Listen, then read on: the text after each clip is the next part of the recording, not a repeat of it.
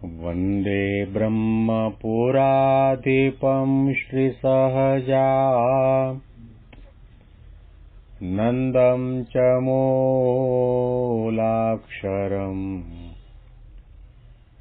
श्रेयस्कारणसद्गुणैकनिलयम् श्रीप्रागजिह्वावत ब्रह्मोपासनधारकं गुरुहरिं यज्ञं तथा योगिनं प्रीत्येवं प्रमुखं महन्तमनिशं श्रीजीस्वरूपं मुदा। મહિમાનો મહિમા પ્રવચન માળામાં આજે 9મી જુલાઈ 2024 મંગળવારના દિવસે તમામ સંતો હરિભક્તોને મારા સાષ્ટાંગ પ્રણામ. જય સ્વામિનારાયણ.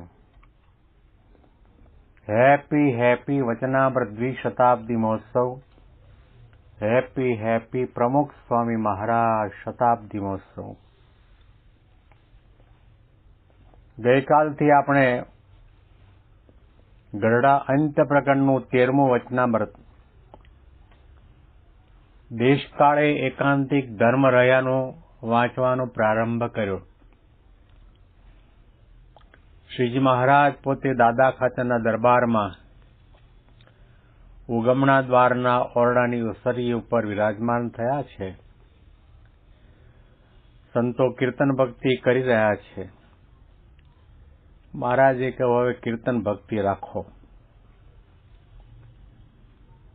9 પ્રકારની ભક્તિ એટલા માટે બતાવી, એકની એક ભક્તિ કરવામાં કંટાળો આવે તો બીજી ભક્તિ, કથા સાંભળવામાં કંટાળો આવે તો કથા કરો, કથા કરવામાં કંટાળો આવે સ્મરણ કરો, એમાં કંટાળો આવે.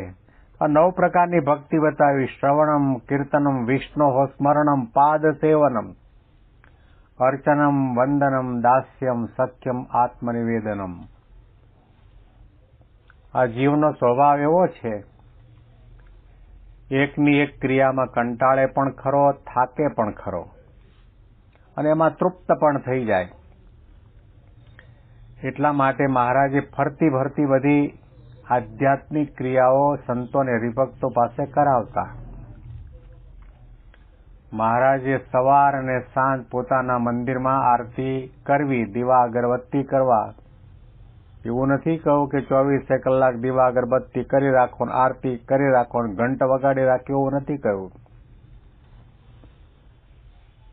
યોગીજી મહારાજે કહ્યું કે દર રવિવારે સભામાં જવું. સભામાં જો કે નિષદીન સંત સમાગમ કરવાની વાત તો મહારાજે કરી છે, તેમ છતાં પણ એમાં થોડું પરિવર્તન આવે. આપણે સંપ્રદાયની અંદર ઘણા મંદિરોમાં, સેન્ટરોમાં સંતોની શિબિર થાય, કાર્યકર્તાઓની શિબિર થાય, હરિભક્તોની શિબિર થાય, તો એમાં પણ બધું ફરતું રાખવામાં આવે. શરૂઆતમાં ધૂન કીર્તન થાય, વળી પાછું પ્રવચન થાય, વળી પાછું કંઈક ગુરુહરિના વિચરણનો અહેવાલ વંચાય, પ્રશ્નોત્તરી થાય, ગોષ્ઠી પણ થાય. એમાં સંત પણ બોલે, હરિભક્ત પણ બોલે, યુવક પાસે પણ બોલાવે. એટલે આવું ફરતું રાખે. સ્લાઇડ શો બતાવવામાં આવે, વિડીયો દર્શન પણ કરાવવામાં આવે. એટલે આખો દિવસ પસાર થઈ જાય, કંટાળો ન આવે. પણ એકની એક ક્રિયા કરવામાં જીવનો સ્વભાવ એવો છે, કંટાળી જાય. કથા કીર્તન થયા, મહારાજે વિચાર કર્યો કે હવે બધા હરિભક્તોના તન મન પવિત્ર થયા છે, સ્થિર થયા છે, તો કીર્તન ભક્તિ રાખવા. હવે ભગવત વાર્તા કરીએ. ગઈકાલે ભાગ વાંચ્યો તો ફરીથી આપણે વાંચીએ. પછી શ્રીજી મહારાજ બોલ્યા છે, કીર્તન રાખો, હવે ભગવત વાર્તા કરીએ.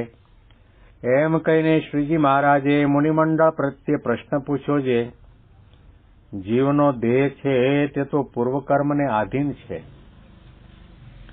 તેનો એક નિર્ધાર રહેતો નથી. ગઈકાલે પણ કહ્યું હતું કે જીવના પૂર્વજન્મના કર્મ જે પ્રકારેના હોય એ પ્રકારે ને દેહ મળે, એટલી આયુષ્ય મળે, એવા કુળમાં જન્મ મળે અને એવા દેશકાળ એને પ્રાપ્ત થાય. કોઈ રાજાને ત્યાં જન્મ લે, કોઈ ગરીબ ભિખારીને ત્યાં જન્મ લે, કોઈ મહેલમાં રહે ને કોઈ ઝૂંપડપટ્ટીમાં પણ રહેવાનું ન મળે. એ પૂર્વ કર્મના આધારે આપણે જોઈએ છીએ. કોઈ ગરીબ છે, કોઈ ભિખારી છે, કોઈ રાજા છે, કોઈ રંક છે, કોઈ સત્તાધીશ છે, કોઈ પ્રધાન છે, મંડળ છે, આમ અલગ અલગ છે. એટલે આ બધું પૂર્વ કર્મના આધારે રહે છે. એટલે મહારાજે કહ્યું કે એનો કોઈ નિર્ધાર નથી રહેતો. બાકી જીવ પ્રાણી માત્ર અને મનુષ્યનો દેહ મળે તો બધા મનુષ્યો સરખા હોવા જોઈએ.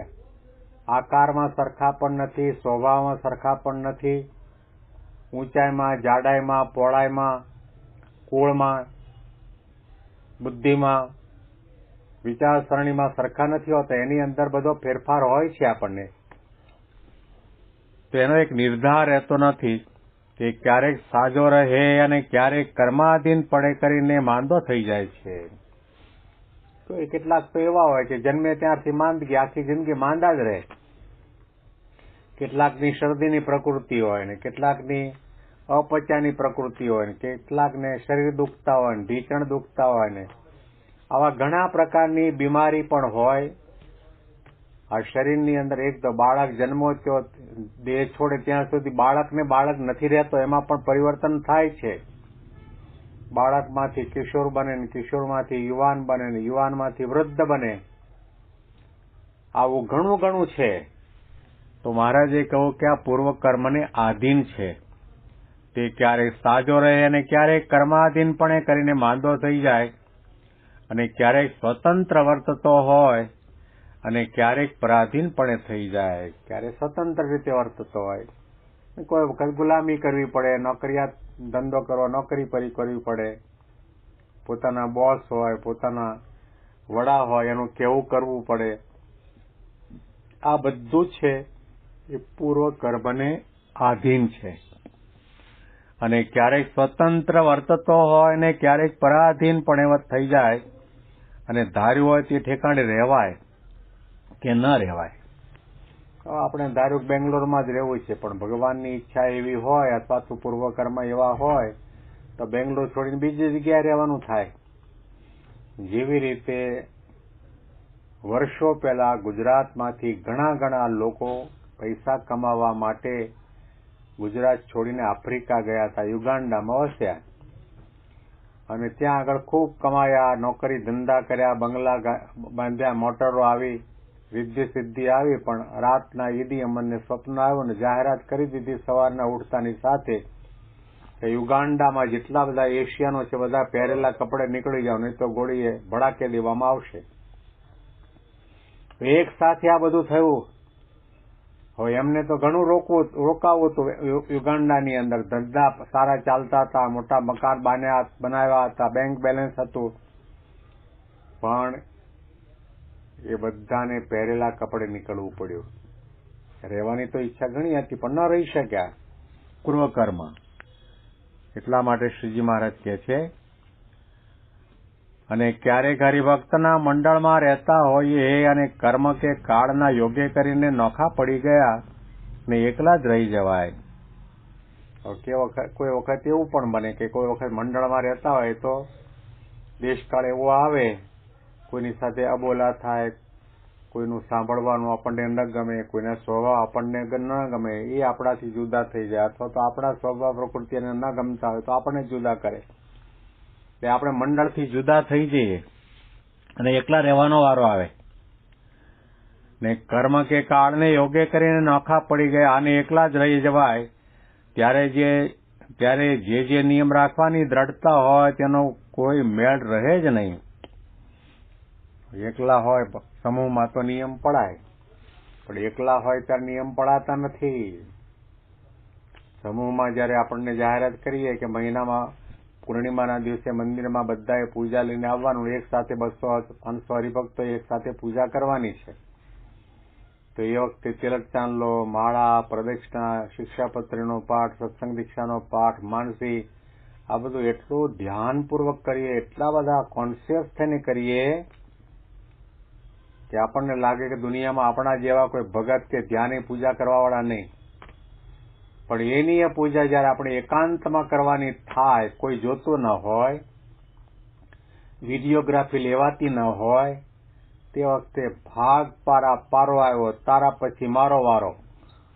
માળા હાવડા એક્સપ્રેસની સ્પીડમાં ચાલે, પ્રદક્ષિણા થઈ ન થઈ, દંડવત થયા ન થયા, શિક્ષાપત્રી, સત્સંગ, દીક્ષાના ગ્રંથ, શ્લોકો વંચાયા ન વંચાયા, અને જલ્દીથી આપણે ઊભા થઈ જઈએ. કારણ કે ત્યાં જોવાવાળું નથી, ત્યાં આગળ જોવાવાળા છે. એટલા માટે મહારાજે કહ્યું કે એકલા પડી જઈએ ત્યારે પણ નિયમ ધર્મની દ્રઢતા જેવી રહેવી જોઈએ એવી રહેતી નથી. વળી મહારાજે દ્રષ્ટાંત અને બધાને સમજાય તે રીતે વાત કરી. અથવા અંગ્રેજ જેવો કોઈ રાજા હોય અને તેણે ક્યારેક કંઈક પરવશ રાખ્યા, અથવા પોતાના મન અને ઇન્દ્રિયો તે અંગ્રેજ જેવા જ છે તેણે જ પરવશ રાખ્યા, ત્યારે સંતના મંડળમાં રહેવું અને સત્સંગની મર્યાદા પાળવી તેનો કાંઈ મેળ રહે નહીં. અને શાસ્ત્રમાં તો એમાં જ કહ્યું છે જે ધર્મ, જ્ઞાન, વૈરાગ્ય અને ભક્તિ એ 4 સંપૂર્ણ હોય ત્યારે એકાંતિક ભક્ત કહેવાય, અને એકાંતિકની જે મુક્તિ છે તેને પામે. શાસ્ત્રનો આધાર લઈને મહારાજે વાત કરી કે ધર્મ, જ્ઞાન, વૈરાગ્ય અને ભક્તિ આ 4 મજબૂત રીતે દ્રઢપણે જીવનમાં જીવાતા હોય એ એકાંતિક ભક્ત કહેવાય. ને આવી એકાંતિકી ભક્તિ કરવાવાળો ભક્ત છે એ મુક્તિને પામે છે, આત્યંતિક કલ્યાણને પામે છે. તો આ બધા ધર્મ નિયમની દ્રઢતા ગમે તેવા વિપરીત સમય આવે, દેશકાળ આવે તો પણ રહેતી નથી. એની અંદર પણ સ્થિરતા, બેલેન્સ રહ્યા કરે. શિરસાટાનો સત્સંગ રહે, સંતનો, હરિભક્તનો, જેના દ્વારા આપણા આત્માનું કલ્યાણ છે એવા ગુરુહરિનો આપણને અભાવ કે અવગુણ ન આવે. એ ક્યારે બને આ પ્રશ્ન મહારાજે કર્યો છે. શ્રીજી મહારાજે કહ્યું કે આવું બધું થાય ત્યારે એને એકાંતિકપણું રહેતું નથી, નિયમ ધર્મની દ્રઢતા નથી. ત્યારે એકાંતિક ભક્ત કહેવાય, અને એકાંતિકની જે મુક્તિ છે તેને પામે. અને કાળ કર્મને યોગ્ય કરીને દેહની વ્યવસ્થા તો એકની એક રહે એમ જણાતું નથી. માટે ભગવાનના ભક્તને કેવી રીતે એકાંતિકપણું રહે છે એ પ્રશ્ન છે. એકાંતમાં પણ ભક્તપણું રહે, એકાંતમાં પણ સમજણ રહે. દુઃખ અને અપમાન તિરસ્કારના પ્રસંગોની અંદર પણ આપણી આધ્યાત્મિક બેલેન્સ જળવાઈ રહે.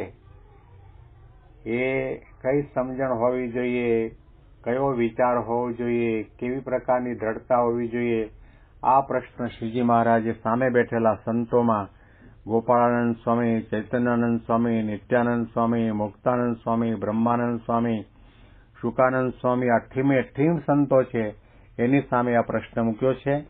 અને એ પ્રશ્નનો ઉત્તર કોઈથી થયો નથી. મહારાજ એ પ્રશ્નનું સમાધાન આપશે. આવતીકાલે આગળનો ભાગ આપણે વાંચીશું. તમામ સંતો હરિભક્તોને જય સ્વામિનારાયણ.